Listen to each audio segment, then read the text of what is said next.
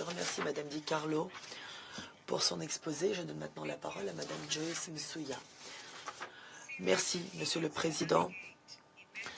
La Syrie continue de se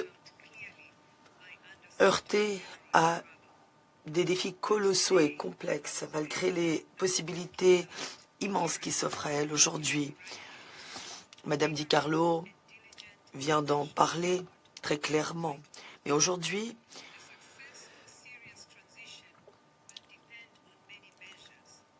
les Syriens continuent d'y croire. La lueur d'espoir continue de rayonner. L'appui de la communauté internationale doit demeurer vigoureux dans ces conditions. C'est absolument vital, car la transition de la Syrie est tributaire de plusieurs conditions, dont je voudrais souligner deux aujourd'hui. La première, c'est la réduction des besoins humanitaires. En effet, depuis plus de 10 ans, cette crise était une des plus graves crises humanitaires du monde. La deuxième condition liée à la première est la réduction d'une des plus grandes opérations humanitaires dans le monde. Aujourd'hui, je dois reconnaître que des progrès réels ont été réalisés au cours de l'année passée, mais il y a encore beaucoup de travail à accomplir. Un des signes de l'espoir et de la confiance retrouvée, c'est que les Syriens aujourd'hui rentrent chez eux. Ils sont de plus en plus nombreux à regagner leur foyer après avoir été déracinés par des années de conflits. 2 millions de personnes déplacées sont rentrées chez elles après avoir vécu pendant des années dans des camps, dans des conditions précaires. Plus d'1,3 million de personnes sont rentrées des pays voisins où ils se trouvaient. Nombreuses familles rentrent chez elles pour retrouver des maisons détruites ou fortement endommagées dans des communautés ne bénéficiant que de très peu de services et de perspectives d'emploi. Ces personnes continueront de dépendre de l'aide humanitaire dans un futur proche pour répondre à leurs besoins les plus élémentaires. Mais des millions restent aussi déplacés à travers la Syrie. La majorité dans des camps, ils hésitent à rentrer chez eux en raison de l'absence de logement, de services essentiels comme l'eau, l'électricité, ou parce qu'ils n'ont pas accès à l'emploi. Eux aussi continueront de dépendre de l'aide humanitaire, surtout pendant les mois d'hiver. Monsieur le Président, le moment actuel a donné à la Syrie la possibilité de ramener à la baisse les besoins humanitaires. Mais pour que cela se produise assez rapidement et à une échelle suffisante, il faut que ce Conseil et la communauté internationale contribuent à réunir les conditions propices à cela. Premièrement, il faut que la diplomatie permette de désamorcer les tensions et de faire en sorte que les foyers actuels se calment pour empêcher une résurgence des combats. Les niveaux de violence ont certes diminué considérablement en Syrie, mais les hostilités se poursuivent de manière sporadique.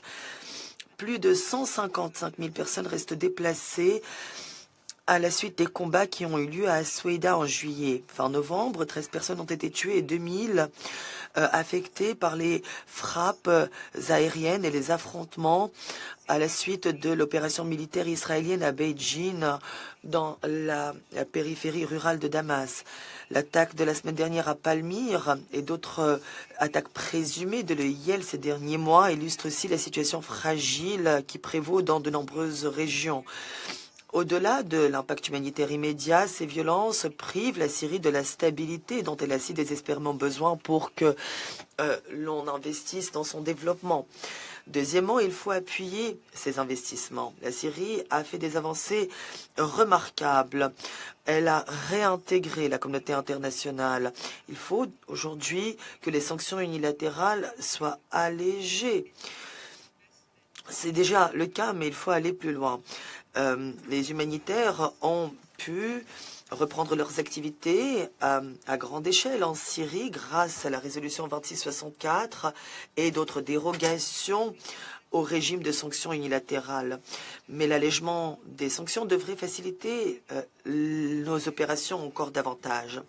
Plus important encore, ces mesures ouvrent la porte à la réintégration économique de la Syrie au sein de la région et du monde pour que des investissements essentiels soient injectés dans son relèvement et sa reconstruction. Mais ces ressources nécessitent une volonté politique durable. Il faut du temps aussi pour que l'on puisse en mobiliser assez et encore plus de temps pour que les retombées se concrétise.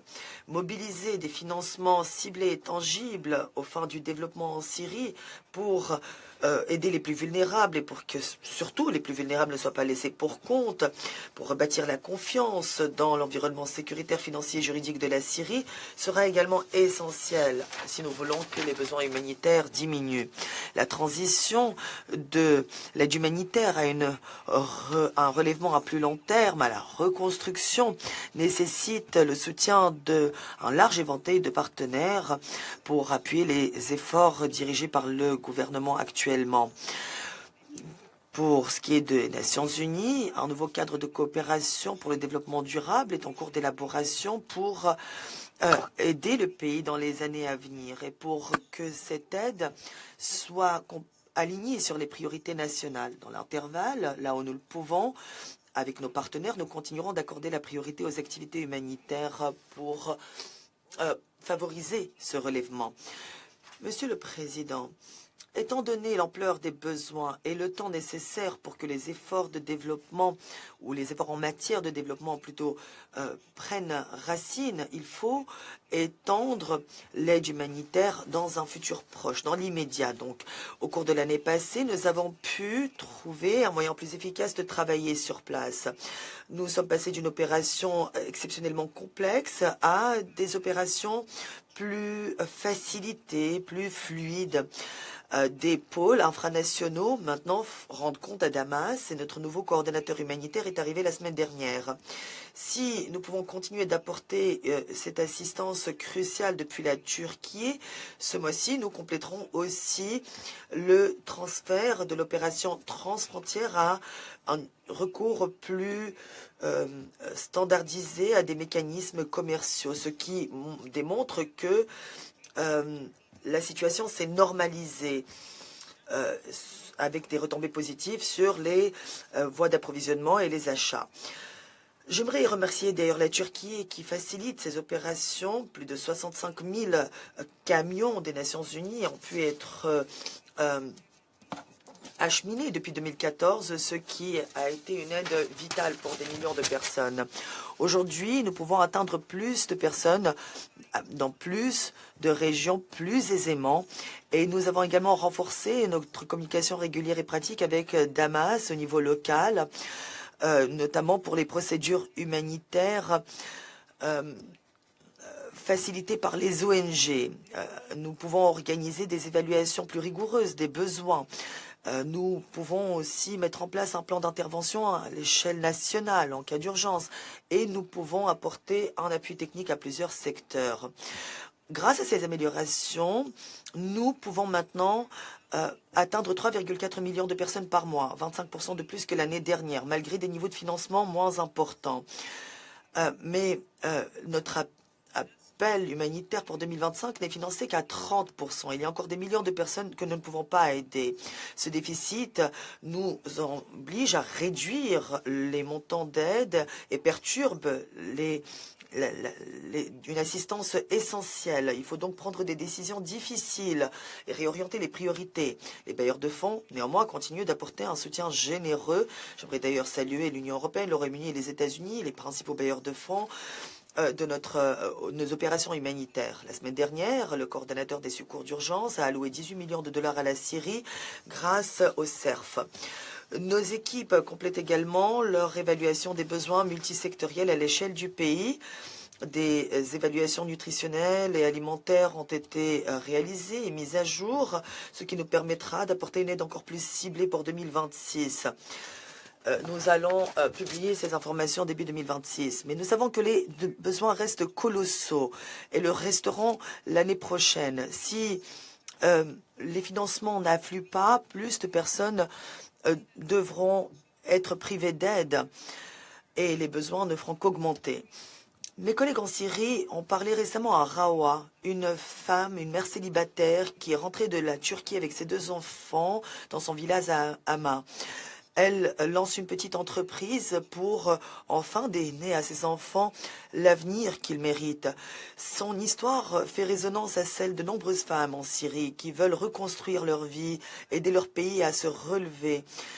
Nous devons leur donner la chance de le faire. Il est rare qu'une crise de l'ampleur de celle en Syrie